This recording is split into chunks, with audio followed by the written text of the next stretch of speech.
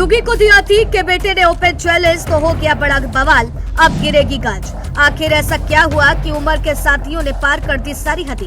Action में अफसर योगी राज में उमर के काफिले पर उठे सवाल, टोल पर मची ऐसी हलचल, बढ़ी सबकी टेंशन। टोल बैरियर टूटा या तोड़ा क्या, बिना भुगतान कैसे निकला काफिला, खुली जांच की फाइल। योगी हमेशा से कानून व्यवस्था को लेकर एक्शन में नजर आते हैं, लेकिन इस बीच जब अतीक के बेटे उमर के साथियों ने योगी सरकार को चैलेंज किया, तो फिर योगी सरकार ने जो एक्शन लिया उसने सबको हिला करके रख दिया है।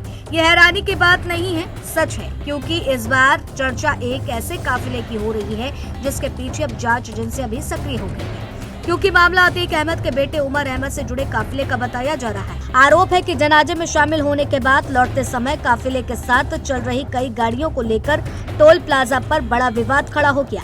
जैसे ये खबर सामने आई, पूरे प्रदेश में इसकी चर्चा शुरू हो गई।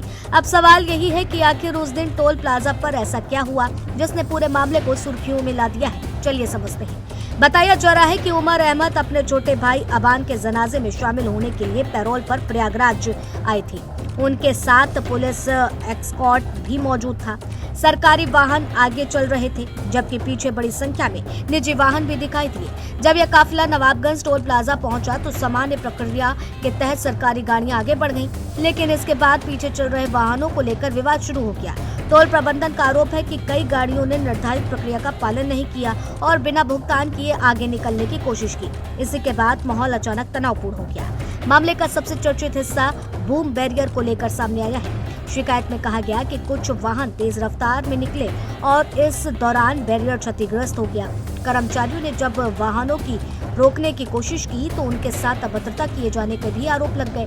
शिकायत में धमकी देने और कर्मचारियों को डराने जैसी बातें भी दर्ज कराई गई हैं। हालांकि इन आरोपों की पुष्टि जांच के बाद ही हो सकेगी, लेकिन आरोपों की गंभीरता के इस मामले को साधारण विवाद से कहीं बड़ा बना दिया है। अब पुलिस इस पूरे घटनाक्रम की तह तक पहुंचने की कोशिश कर रही है। टोल प्रबंधन ने कई वाहनों के नंबर भी उपलब्ध कराए हैं। इन्हीं नंबरों के आधार पर वाहन मालिकों की पहचान की जा रही है। जांच अधिकारी यह पता लगाने में जुटे हैं कि घटना के समय वाहन कौन चला रहा था और उनमें कौन लोग सवार थे। साथ ही ये भी देखा जा रहा है कि सभी वाहन वास्तव में उसी काफिले का हिस्सा थे या नहीं। बड़ी बात यह है कि विवाद केवल एक टोल प्लाजा तक सीमित नहीं रहा।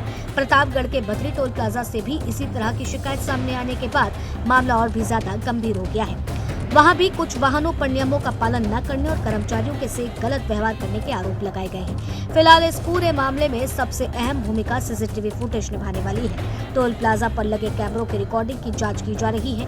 कर्मचारियों के बयान भी लिए जा रहे हैं। इन्हीं सबूतों के आधार पर आगे की कार्रवाई तय होगी। प्रदेश भर में लोग इस बात का इंतजार कर रहे हैं कि जांच में क्या सामने आता है और प्रशासन इस मामले में क्या कदम उठाता है। लेकिन इतना तय है कि उमर के काफिले से जुड़ा यह विवाद अब सिर्फ एक टोल प्लाजा का मामला नहीं रह गया है, बल्कि पूरे प्रदेश में चर्चा का बड़ा विषय बन चुका है और आने वाले दिनों में इसकी गूंज और तेज सुनाई दे सकती है।